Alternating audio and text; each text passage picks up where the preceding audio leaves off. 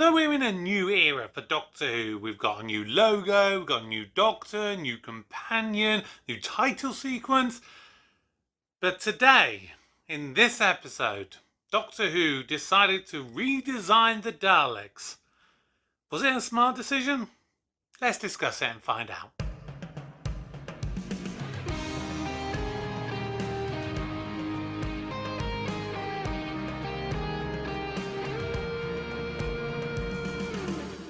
Hello everybody, welcome back to the channel. My name's Kevin, I am a geek. You are watching Kevin the Geek. And we are back for my latest New Who Doctor Who review. And my review of Victory of the Daleks. The third episode from the 5th series of Doctor Who. This is the first episode where the 11th Doctor meets the Daleks. Our new secret weapon!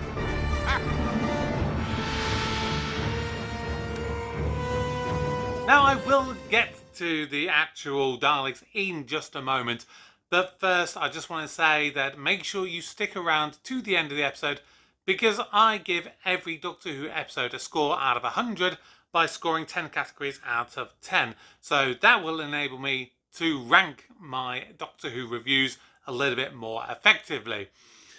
So, Victory of the Daleks. This is another instance of these sort of pseudo-historical episodes where you have a historical figure and you basically put a Doctor Who spin on them. And it is ironic that they chose to set a Dalek story in World War II era. Considering that Terry Nation, when he first came up with the idea of the Daleks, he kind of had them sort of inspired a little bit by the Nazis. So it's interesting that they do this for the first time here and actually set them in World War II for the first time. And the setting, I really like. I am a person that really does enjoy things that are set in World War II. There's something about that era that really appeals to me. And obviously yesterday I did a reaction to the second episode of a World War II inspired time travel sitcom called Good Night Sweetheart. So please go back and check that episode out and the first one if you have missed them. It's a really interesting show and I'm going to keep reacting to that as time goes on.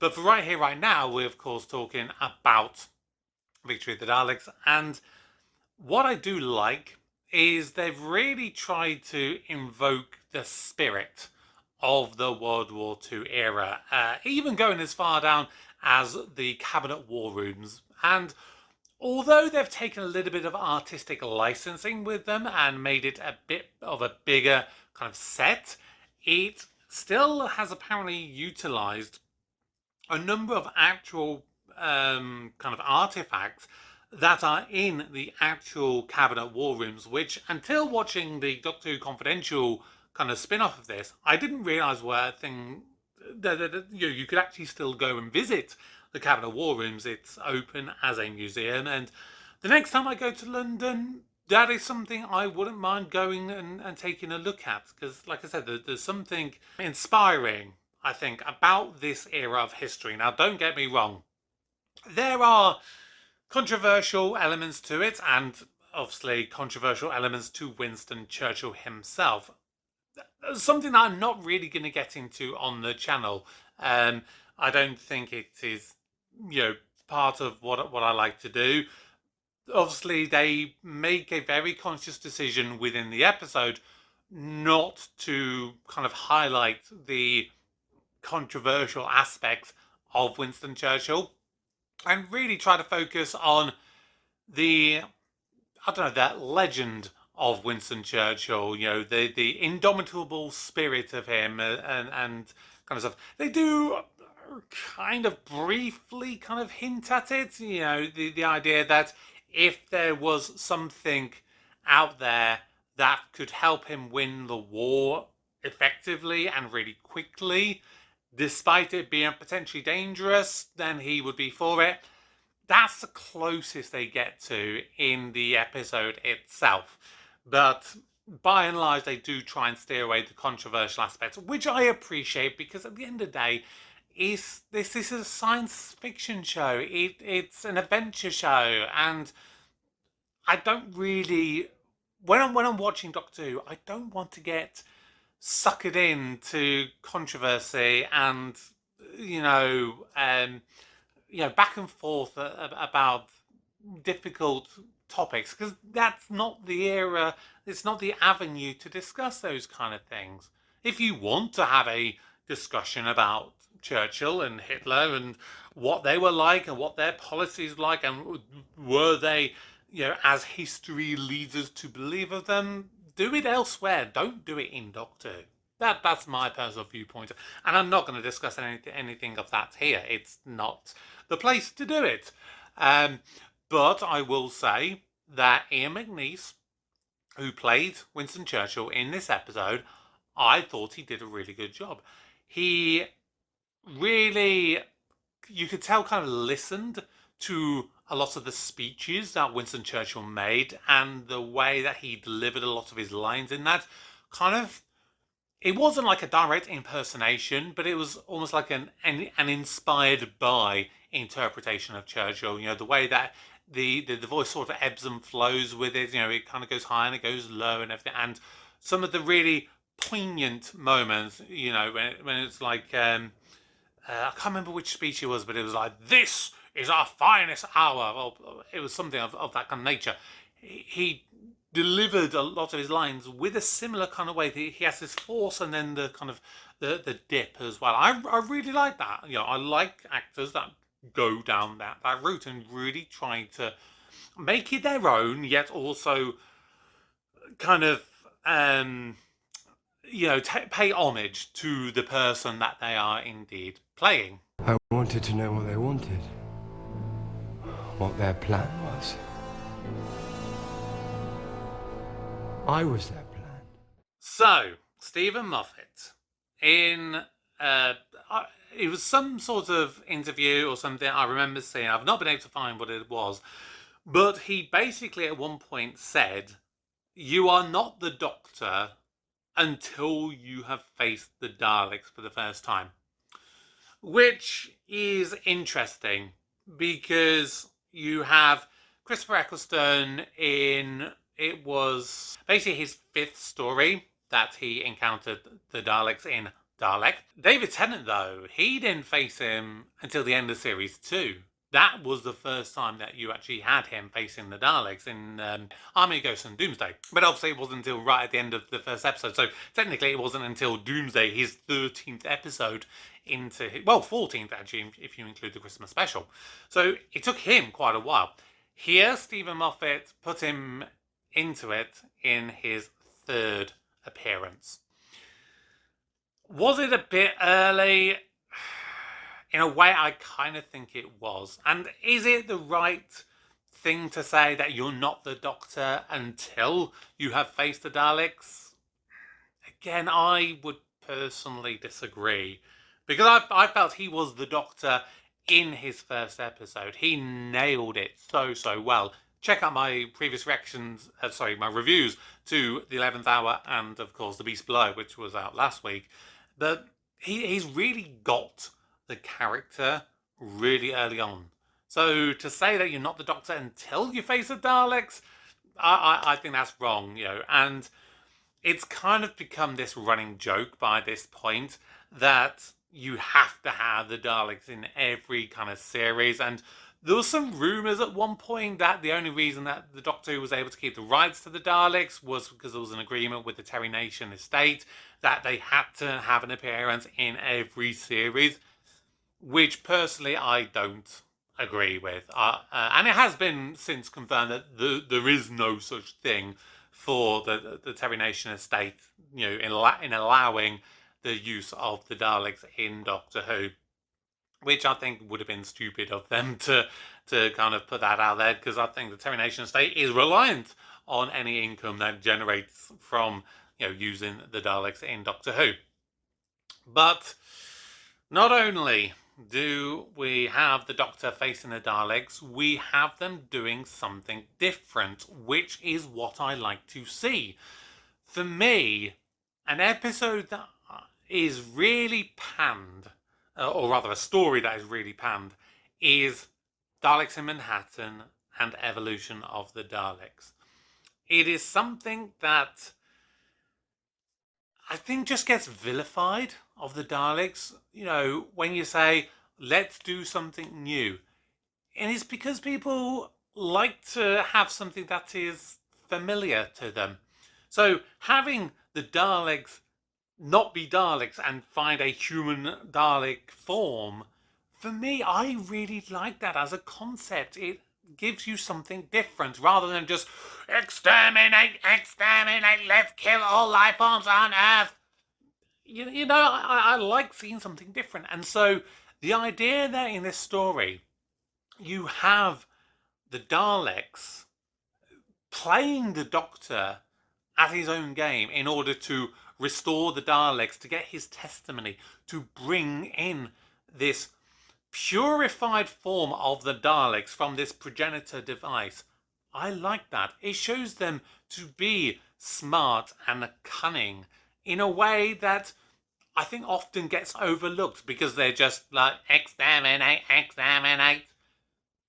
They're doing something different. And I like the design of the Ironside Daleks, you know, painting them sort of this dull khaki colour, having the little Union Jack symbol just below the eye stalk. I really like that. And there's something kind of unsettling and unnerving about hearing a Dalek say, Would you care for some tea? That would be very nice. it's just weird, it's bonkers. But I like that.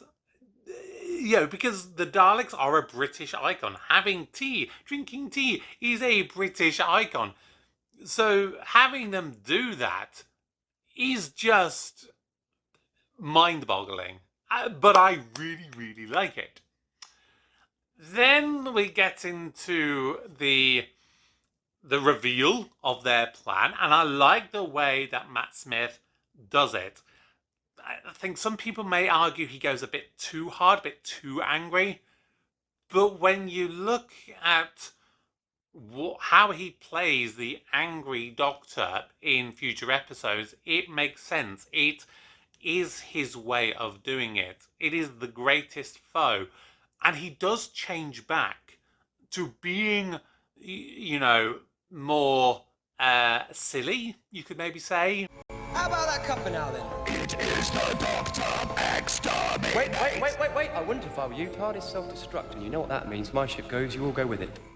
Yeah, I find that amusing, but the moment when they reveal his plan, or he's trying to get them to reveal his plan, that is a moment that I just feel is handled really, really well.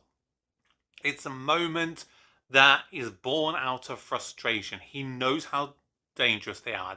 He knows how cunning they can be. And the fact that they are being completely opposite to what they have always ever been, it's that outward anger and frustration that has probably built up over hundreds and hundreds of years of anger towards the Daleks. But then we get onto Spaceship. We have the testimony be accepted, and we have this new paradigm of Daleks. The Rainbow Daleks, the Skittles Daleks, the Technicolor Daleks. People have come up with various names for them over the years. I like the idea that you have classes of Daleks. You know, you've got the Supreme Dalek. You have the Drone Dalek, which I think was the red one. You have the Scientist. You have the Strategist. And then the last one, the Eternal, which Stephen Moffat even himself admits he doesn't know what the purpose of the Eternal Dalek is for. And Mark came up with 4. And threw up his hand and said, I can't think of any more. And I suggested Eternal. And he said, well, what's an Eternal? I said, I don't know. I haven't a clue to this day what the Eternal is. But it sounds cool, and I bet it's really important. And someday, I bet you that Eternal will be really important in a future Doctor Who.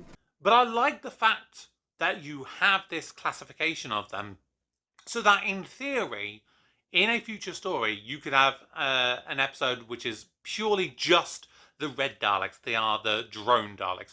Or you have one where you have the I think it was the blue ones were the Strategist, and they're coming in and they're, plotting something, in a similar manner to how the cult of Skaro was kind of envisaged to kind of strategize and do more stuff with it. The fact that you could have Daleks that have specific roles, I like that.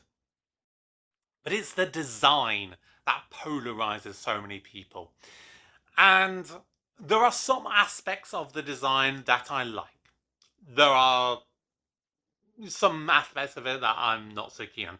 What I will say, the bit that I do like is the design of the eye stalk. Because the way that Stephen Moffat kind of envisaged it is to make it an actual eye. That is not just an eye stalk with kind of just a fixed kind of painted kind of image, if you like, which was what you got in the classic era. It wasn't just this blue light that you got with the RTD era ones, the Time War era Daleks. And yes, there was a couple of instances in the RTD era Daleks that sort of, like, you see that the light contracts, almost like your pupil in your own eye, kind of contracting and dilating and everything. But there wasn't really much else. In this one, it tried to show that there was an actual eye, that it is actually the Dalek looking at you. It's not the Dalek looking through, effectively, a periscope. If you look at the original script, Termination's original scripts, he does talk about the eye being live inside there. And it never really happened. There's one or two moments you see an iris contracting and so on. Why not actually remind people there's a living thing in there? There's a nasty squidge of matter. And I sort of imagine there's a sort of optical nerve all the way up and through his eye stalk. You've got a living eye sitting inside there. It's sort of icky and frightening, but rather great, I think. So there was that aspect of it I liked. The size and the kind of back part of it, I wasn't a personal fan of. It looked too chunky, too fat, too tank-like, if that makes sense. I mean, I personally don't mind the coloured aspect of the Daleks. I'm probably one of those that is in a little bit of a minority, but I didn't mind it. I just think it was, the fact that it was so tall but big and chunky, that was the bit I didn't personally like about them. They were a bit too encompassing. They were a bit too just in your face, a bit too bulky. But yeah, like I said, the colour aspect I didn't mind, but it was very polarising towards fans, and it was effectively fan cancel culture that basically ruined the chances of having these Daleks come up in future storylines, effectively. And there are members of the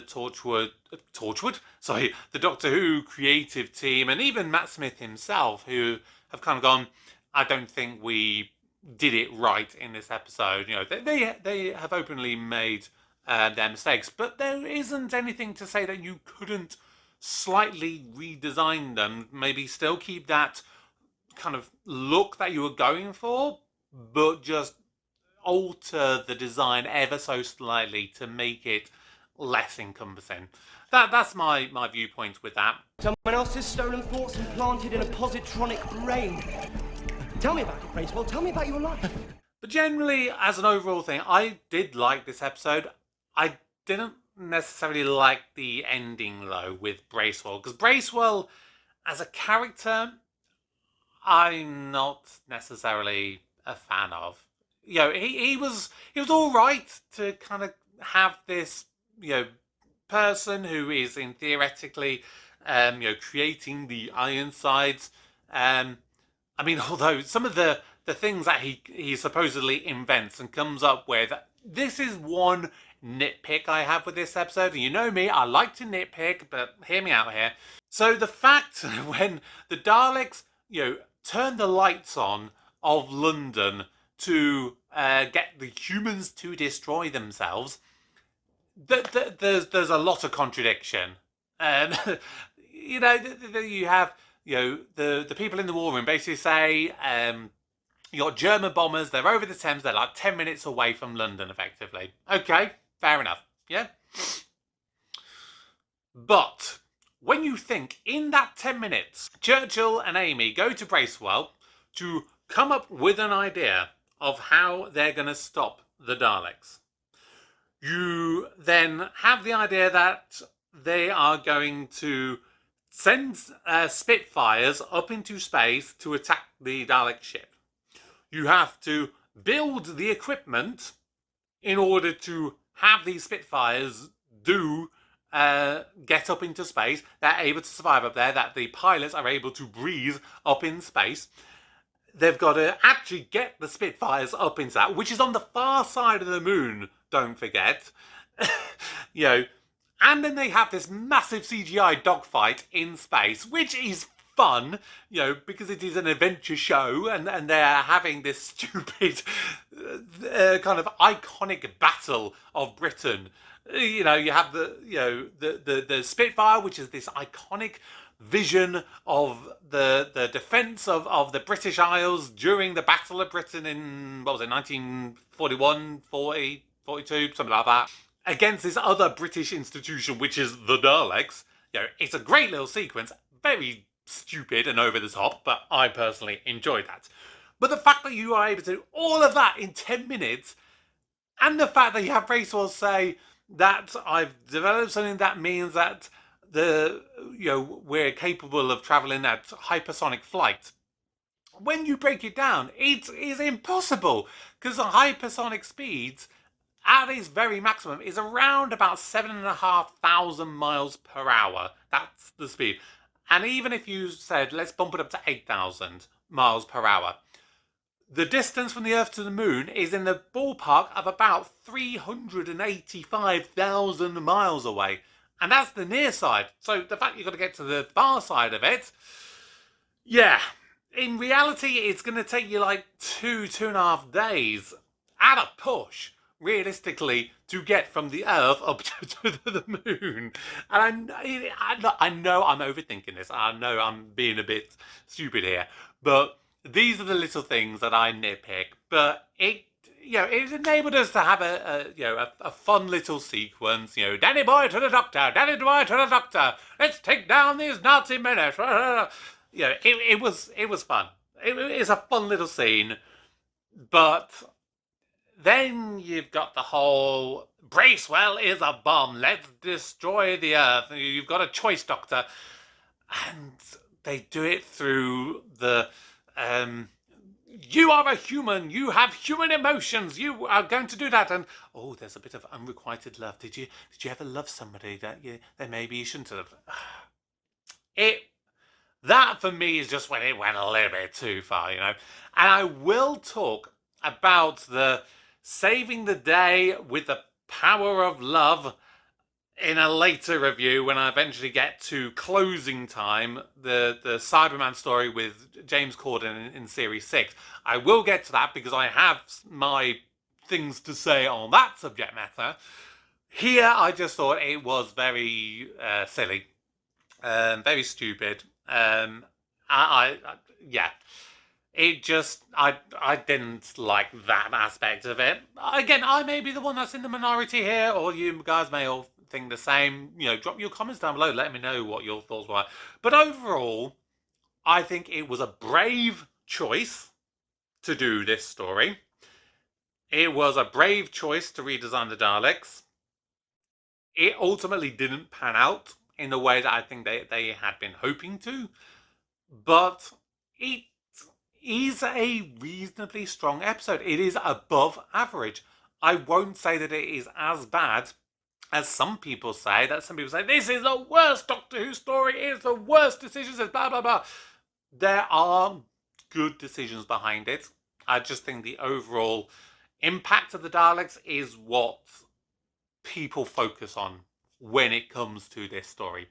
No, it's not too shabby. Now, I did say that I'm going to score this episode. Like I said, if you are new to my Doctor Who reviews, I give 10 categories a score out of 10, which gives an overall score out of 100, and I use that for when I do rankings. So I did, for example, last November, I did a ranking for all of the episodes from the Russell T Davies era of Doctor Who, and I will do a similar one once I've completed the Stephen Moffat era of Doctor Who. But for right here and right now, let's check out my scores for Victory of the Daleks.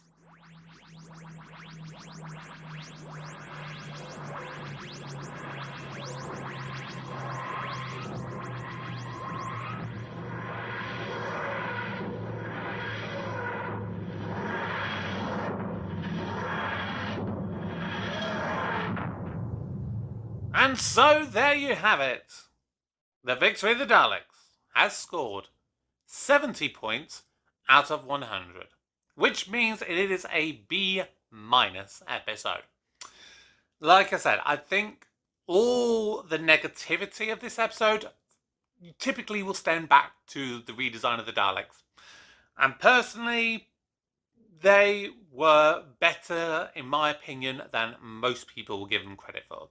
But I thought that the episode as a whole was good, but Amy was kind of sidelined in this one. She didn't really have a lot to do. But I do really like a kind of a World War era. And maybe that kind of helped bump it up a little bit, with things like the costumes and the setting and stuff like that. Because I really did think that they made a really good recreation of the Cabinet War Rooms, which I really like. Make sure you join me again for next week when I do my review of the two-part story featuring the return of the Weeping Angels and River Song. But that's going to do it for today. Thank you so very much for joining me today. For now, my name's Kevin. I'm a geek, and you've been watching Kevin the Geek. Goodbye.